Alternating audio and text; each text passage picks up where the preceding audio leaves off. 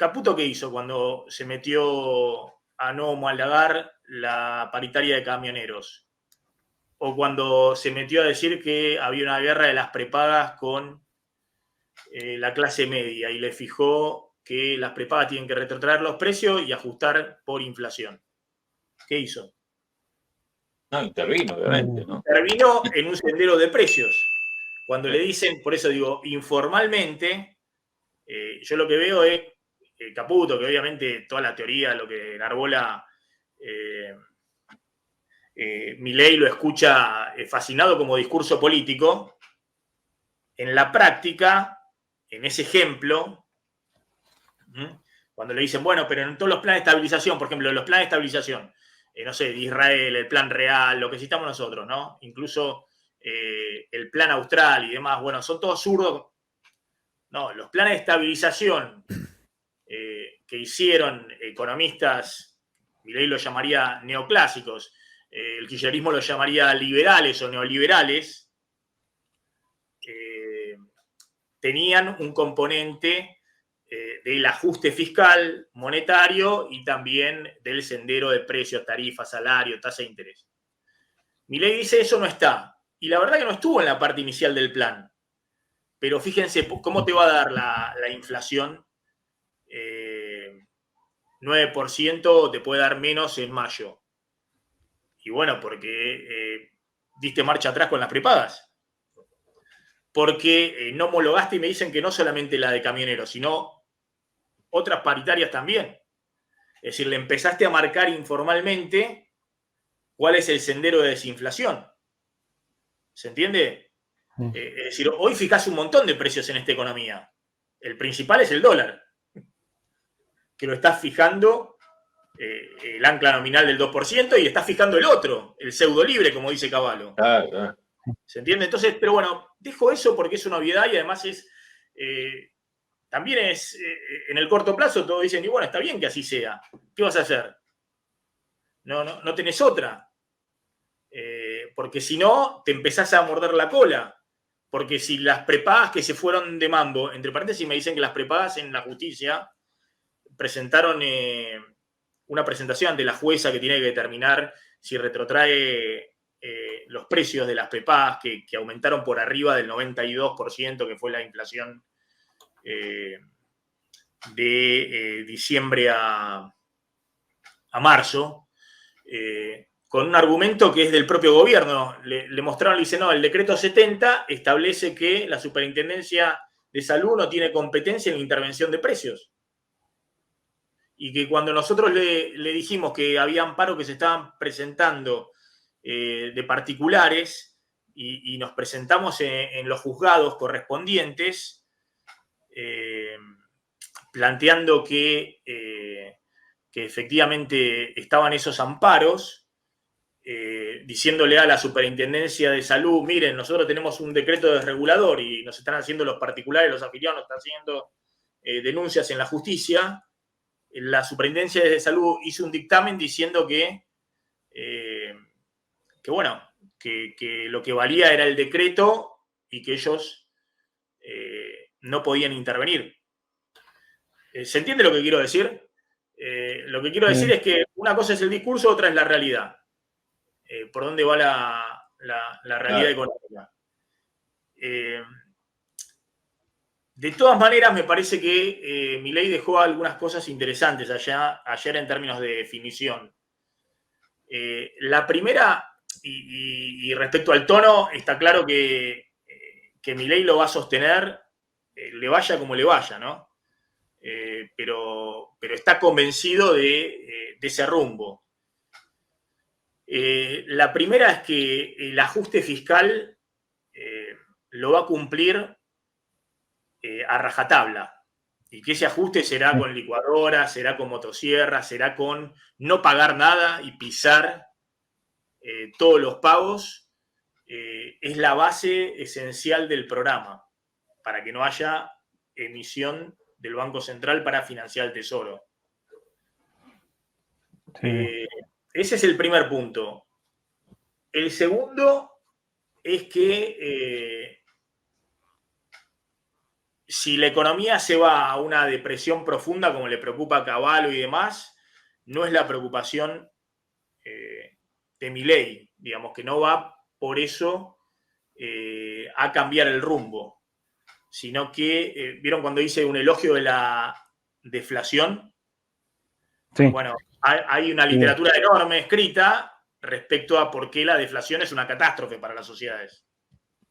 Digamos, a partir de la crisis del 30 se da vuelta toda la literatura de la economía clásica, donde sobre el sistema financiero, en el equilibrio de mercado se encuentra que puede haber una depresión con deflación, con caída de precios.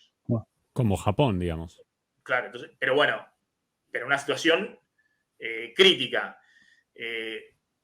Digo, hoy para Milei es el ajuste fiscal el ordenador de todo, el ajuste fiscal y la cero emisión, desconectar totalmente la emisión. Después lo que plantea desde el punto de vista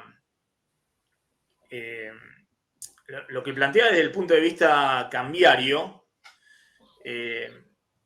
bueno, es para discutir, ¿no? Lo que está claro es que no va a devaluar, lo que está claro es que no va a ser 2%, ¿no? Del 2% de este sendero va por varios meses y no lo va a cambiar. Hay que ver en algún momento Caputo, después de mostrar una desinflación mayor, veremos después de la cosecha. Obviamente esto va para quedarse, junio incluido. Veremos después de julio, que es cuando se termina la liquidación de la cosecha. Hago un paréntesis respecto a eso. Milei ahí en la Fundación Libertad, no sé si lo notaron, hace un elogio del mejor banco central de la historia, que dice que fue el presidido por Federico Sturzenegger, que sucumbió por el desmanejo político del 28 de diciembre. Sí. Los que intervinieron en el Banco Central, que era el mejor de la historia, porque la economía se iba a cualquier lado, y aún así se la pusieron de sombrero, fueron Luis Caputo como ministro de Finanzas, que era el verdadero mentor y el que más poder tenía ahí, porque era el que más relación tenía con Macri, Nicolás Dujovne y Marcos Peña, que no sabía nada, digamos, no entendía nada, digamos. Fueron Dujovne y Caputo los que le dijeron, bueno, hay que hacer esto. ¿Se entiende? Contra la resistencia de Sturzenegger, lo de salir de las metas de inflación. Sí. Entonces, bueno, ahí Maxi, hay un punto, ¿no? Pero es llamativo, porque ahí lo que digo, no sé si se entiende, que Milei está elogiando al presidente, dice, del mejor banco central de la historia, y tiene como ministro de Economía a quien desarmó el mejor banco central de la historia, el que lo intervino con el 28 de diciembre. Bueno, y te sumo un nombre, el actual vicepresidente del Banco Central, Vladimir Berning, que era el jefe de asesores económicos de la jefatura de gabinete, cuando estaba Quintana, que fue un poco el ideólogo de ese 28 de diciembre, el ideólogo en las sombras de lo que había que hacer. Estaba en contra de lo que hacía Sturzenegger. Maxi, ahí te hago un punto, por fuera de que son los mismos personajes, ¿no? O sea, las críticas que había antes del 28 hablaban de eso, de la inconsistencia de Macri, de una política fiscal expansiva que aumentó el déficit fiscal en 2016 y 2017, que tomaba 30.000 millones de dólares por año, y le dijeron, esto no es consistente, y tenías del otro lado un Banco Central que subía la tasa de interés y hacían el carry trade y acumulaba las LELIQ. ¿Y qué te decían? Del otro lado te decían, no. Que tenía una tasa de interés en dólares fuertemente positiva. Por eso, y todos también hacían una crítica al atraso cambiario, y ellos decían, no, pero las reservas que compramos, cuando nos pidan con las LEVAC, con los pesos corran a la reserva, le vamos a tirar la reserva por la cabeza. Y bueno, es la misma inconsistencia, o sea, cuando te marcan una inconsistencia, bueno, o sea, no terminó de la mejor manera ese arreglo de la inconsistencia. Hoy lo mismo, lo que ven todos es la tendencia del atraso cambiario, es sostenible, bueno, y marcan una inconsistencia. ¿Se puede arreglar? Sí, se puede corregir, pero bueno, el tema es eso, ¿no? Que uno ve una serie o ve un parámetro y lo ve en esa tendencia y hay una advertencia, pero bueno, parece que Milei no va en la parte cambiaria, no va a corregir ese tema del 2% del Clonipé, por lo menos en el corto plazo. Por eso, desde mi punto de vista, que es el mensaje sacando todo el tema, no sé, toda la explicación que hace, la verdad que aparte muy, no sé, por lo menos para los economistas muy, muy entretenido, todo lo que explica del dinero y demás es Friedman básico. ¿Vieron el libro que yo siempre les cuento de Friedman sobre Money Mischief? Como una especie de las travesuras del dinero, creo que lo tradujeron Los misterios del dinero, que es una compilación de las conferencias de Friedman sobre el dinero, lo que explica del origen del dinero, el uso de la sal como dinero, el uso de piedras como dinero, el uso de los metales, el ganado, como el dinero, todo eso está en Friedman explicado de manera fantástica y explicado también cómo a lo largo de los siglos se dan procesos inflacionarios, aun cuando no había dinero fiduciario, que eso se introduce obviamente a partir del 1300 con el Kublai Khan en Mongolia o en China, pero a partir de los bancos centrales se impone como algo, ¿cómo se llama? Como algo generalizado en las economías capitalistas, y a partir de 1971 se termina la convertibilidad del dólar con el oro, entonces el dinero es fiduciario total, no tiene del otro lado reservas de oro en la bóveda del Banco Central, digamos, ninguna equivalencia ni nada. Pero bueno, eso está, la verdad que muy entretenido, explicado por Milei y planteando por eso para él cuál es la clave acá, y es el ancla verdadera y el ancla nominal, y dice, y por eso está bajando la inflación y demás. Desde el punto de vista teórico no me quiero meter porque, bueno, Milei lo plantea bien, pero solo digo una cosa, que Friedman siempre dijo que hablan siempre, obviamente, los monetaristas de la neutralidad del dinero. El dinero no tiene consecuencias en la economía real. Es decir, vos emitís, en el corto plazo sí tiene consecuencia, emitís, la economía tiene como una especie de boom, sube todo y demás, pero en algún momento los precios te comen todo y la economía entra en una recesión y te quedaste con una recesión y un nivel más alto de actividad, ¿no? Entonces, o en el mismo nivel, digamos. Entonces, lo único que lograste es un nivel más alto de precios, digamos, pero el dinero es neutral, digamos, no tiene influencia, pero, dice Friedman, en el mediano plazo, en el mediano y largo plazo. Es decir, eso se ve en el mediano y largo plazo. Es decir, que vos emitís más y te quedás con el mismo nivel de actividad, pero con más inflación. En el corto plazo sí tiene impacto. Y en el corto plazo, ya sea cuando emitís más o cuando dejás de emitir, el impacto es en la economía real, es la producción. Friedman lo reconoce también. Entonces, cuando habla del rezago de la política monetaria, que Milei también lo decía, siempre eran 12 meses, 18 meses, ¿no? 24 meses. Acá estás 4 meses de programa, ¿no? Entonces, hoy el mecanismo de transmisión es la economía real, es la recesión. Pero si vos querés hablar del efecto monetario real sobre la inflación, y hoy no lo tendrías que estar viendo. Entonces, me parece que en la economía, en la realidad, juegan otras cosas. Están jugando otras cosas hoy. Está jugando el ajuste fiscal, está jugando la cero emisión, está jugando el ancla nominal, que clavaste el dólar 2% después de la superdevaluación, ¿no? Y está jugando la recesión feroz. La recesión feroz. Entonces, mirado hacia adelante, le digo lo que yo concluyo de lo que dice Milei. No va a transigir en absoluto con el ajuste fiscal y la emisión monetaria. Esa es la base, ese es su único programa, ese es su esquema.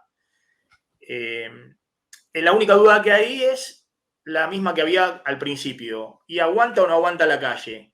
Y Milei se jacta que hizo el ajuste más grande de la humanidad. Y la verdad que por ahora la calle aguantó. Ese ajuste tiene un gran componente de licuación, el 35%, dijimos, el 40% del ajuste es licuación de jubilados. Y bueno, y eso pasó. La motosierra, llevaste a cero la obra pública, llevaste a cero las transferencias. Cuando él dice, miren que esto es grande. Y bueno, y eso por ahora pasó. Entonces, la clave del programa es ver si efectivamente llega la recuperación económica antes que el descontento o el mal humor social, pero no se va a alejar de ese programa, no se va a alejar de ese esquema de ajuste fiscal. En el tema cambiario, yo lo que interpreto es, más allá de que Milei dice, bueno, los precios, y si yo tengo el ancla nominal en lo monetario, ¿por qué me voy a meter a fijar el dólar? Para mí siguen con cepo, pasan de largo, siguen con cepo, por lo menos un buen tiempo para poder terminar de desinflacionar. Y la explicación de si la economía está en un atraso cambiario o no, y bueno, lo vamos a ver después de julio, en el segundo semestre, cuando el Banco Central pase el tema de la cosecha y veamos cómo quedan los precios de esta economía. Es cierto la volatilidad del tipo de cambio real, de qué tipo de cambio real tener, hay que ver la prueba de la realidad. Digamos, si los argentinos que tienen la posibilidad van a votar con el bolsillo en la Argentina o en los países limítrofes. Eso es. O si te animás a abrir las importaciones y eso no te genera, en la apertura de las importaciones, un estropicio desde el punto de vista, como ocurrió en los 90, desde el punto de vista del empleo y la actividad local, ¿no? En el corto plazo. Entonces, me parece que el rumbo de Milei está bien marcado, digamos, ¿no? Lo que dijo ayer es claro. El ajuste fiscal no es todo. La cero emisión también. Y por ahora, esta va a ser la regla cambiaria. Este dólar está bien, no vamos a salir del dólar del 2%. Me parece que esa es la síntesis un poco de lo que planteó.